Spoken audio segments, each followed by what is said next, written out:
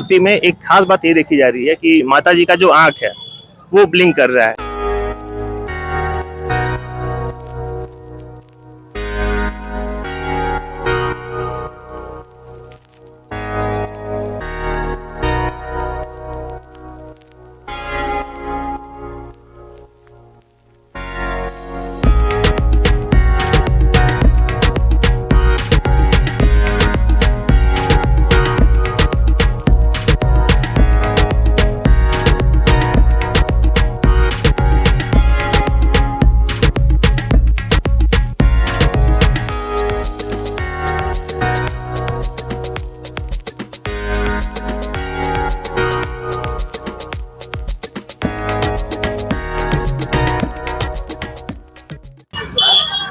नमस्कार, मैं अमन मिश्रा स्वागत करता हूं आपका अपने इस चैनल पे।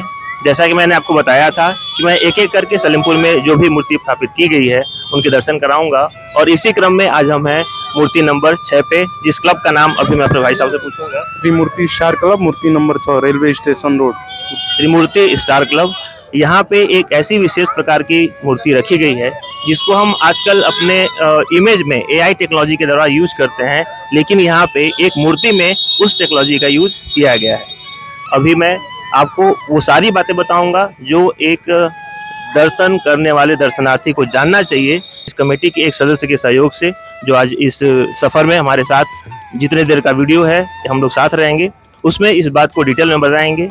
हम इस वीडियो में ये भी जानेंगे कि विसर्जन में क्या कुछ इनकी तैयारी रहती है, क्योंकि सलेमपुर का विसर्जन बहुत माना जाना विसर्जन होता है। और गोरखपुर मंडल में एक अगर गूगल सर्च की बात करें तो सलेमपुर दुर्गा पूजा विसर्जन का जो सर्च है वो प्रतिदिन 2000 से ऊपर जाता है, विसर्जन के 4 दिन पहले और 4 दिन बाद तक। तो उस डेटा के हिसाब से भी देखें तो लोग को इस बात को जानने की ज़्यादा उत्सुकता है कि आखिर सलेमपुर का विसर्जन कैसे होने वाला है। लेकिन ये बात का ख्याल हमें जरूर रखना है कि हर समिति का अपना एक पॉजिटिव कंपटीशन है और कोई भी अपनी पूरी भी बात को डिस्क्लोज नहीं करेगा। मैं भी खुद कोशिश करूंगा कि जितनी बातों को छुपाया जा सके छुपाया जाए, लेकिन वो बातें जरूर बताई जाए जो आपको बताना ठीक लगे। आइए मिलते हैं अपने सहयोगी से। अब छोटा सा अपना परिचय दीजिए।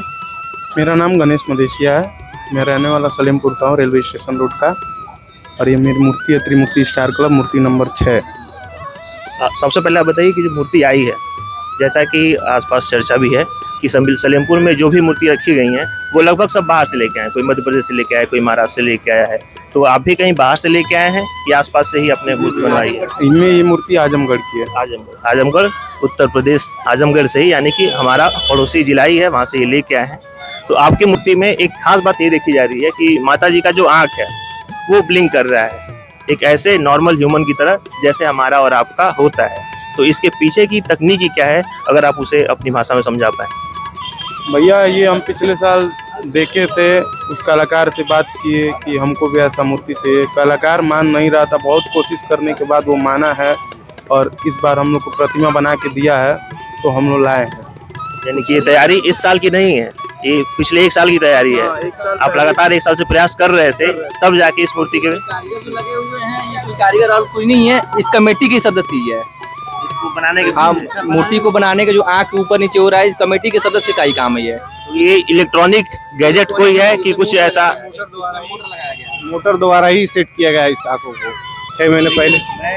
कल से देख रहा हूँ मैं, जब भी इधर से आ रहा हूँ जा रहा हूँ, मोटर 24/7 ऑन है इलेक्ट्रिसिटी से, क्योंकि ये माता जी का आंख जो है वो हमेशा ही ऐसा कर रहा है। चाहे मैं रात को आऊँ, चाहे सुबह आऊँ, चाहे शाम को आऊँ, कंटिन्यू ये प्रोसेस हो रहा है। करिए, ठीक है। मैं अभी करीब से भी आपको दिखाऊंगा, हालांकि बहुत ऊंचाई पर मूर्ति रखी गई है और काफी बड़ी प्रतिमा है, लेकिन मैं कोशिश करूंगा कि मैं उस चीज को आपको बहुत डिटेल से दिखा सकूं। इसके अलावा क्या कुछ कल परसों की तैयारी है आपकी विशेष? सलेमपुर में अगर हम बात करें तो लगभग 1 लाख 2 लाख की भीड़ हर वर्ष आती है, क्योंकि मेला 3 दिन 4 दिन तक चलता है। भैया इस कमेटी का ये होता है कि हमेशा ही कुछ अच्छा किए हैं, इस बार भी कुछ अच्छा है। बाहर से प्रोग्राम आ रहे हैं लोग, ये चीज भैया सीक्रेट है, अभी बता नहीं सकते हैं। ठीक है, मैं बिल्कुल इस बात की इज्जत करता हूँ कि आपका जो कंपटीशन है वो बरकरार रहे। फिर भी 2-4 बातें तो ऐसी बता ही दीजिए कि जो वीडियो देख रहा है उसको इस बात की उत्सुकता रहे कि जब मैं ब्रिज पे खड़े होके, जब मैं रोड पे खड़े होके, जब मैं किसी बिल्डिंग पे खड़े होके इंतजार करूं मूर्ति नंबर 6 आने का, तो मुझे किस चीज के दर्शन हो सकते हैं। ये हमारी कमेटी की इसी मूर्ति है कि सारे जितने भी मतलब देहात के आते हैं, गांव के आते हैं, 6 नंबर को जरूर ढूंढते ही है। ढूंढते हैं, इसलिए मैं आपके पास आया हूँ। हाँ। 6 नंबर हमेशा ये ढूंढते हैं कि 6 नंबर वाले कब आएंगे, स्टेशन रोड की मूर्ति कब आएगी। इसको देखने के लिए बेताबी से इंतजार रहती है हर कमेटी, मतलब कि हर।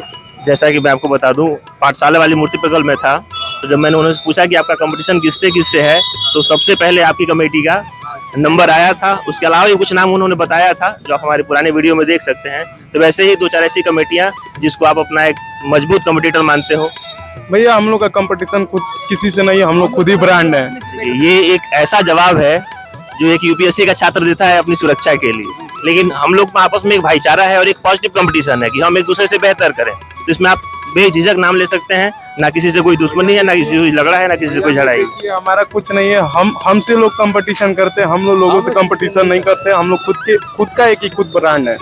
यानी कि आप लोगों ने अपनी कमेटी को ऑलरेडी इतना ऊपर पहुंचा दिया है कि जिसका भी कंपटीशन है सिर्फ आपसे ही है।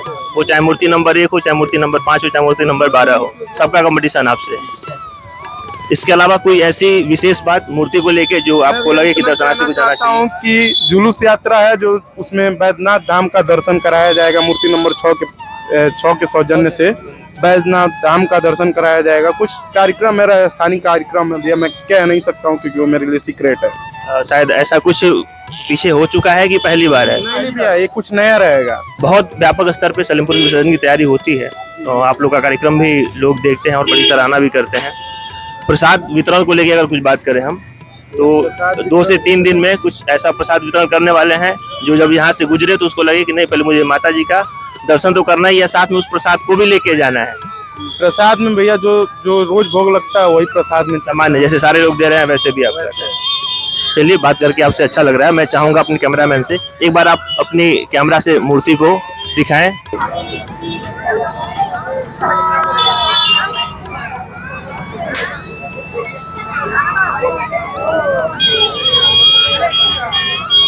एक और जानकारी मैं लेना चाहूंगा आप लोगों से, अगर आपको ठीक लगे तो बताइएगा, ना ठीक लगे तो कोई बात नहीं है। जैसे जो पूरे शादी विवाह का खर्चा होता है उसका एक अनुमानित बजट होता है कि हमारी बहन की शादी है, हमारे घर पे भाई की शादी है, तो 25 लाख 30 लाख 50 लाख का एक बजट है। वैसे ही अगर मैं इस पूरे खर्च की बात करूं, आपके इस वर्ष का जो कुल खर्च है वो अनुमानित कितना हो सकता है? हालांकि वो कम ज्यादा हो सकता है, वो तो जब तक प्रोग्राम खत्म ना हो जाए तब तक नहीं बता सकते हैं। हर साल की तरह इस बार भी 6-7 लाख रुपए का खर्चा है।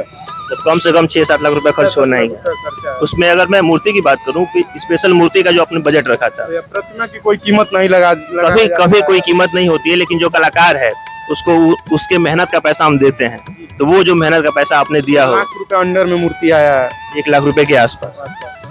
जैसा कि आप देख पा रहे हैं, जो बजट है वो कम से कम 6-7 लाख रुपए है, लेकिन जब तक प्रोग्राम पूरा खत्म नहीं हो जाता है इसका अंदाजा ना हम लगा सकते हैं और ना ही जो आयोजक है वो लगा सकता है।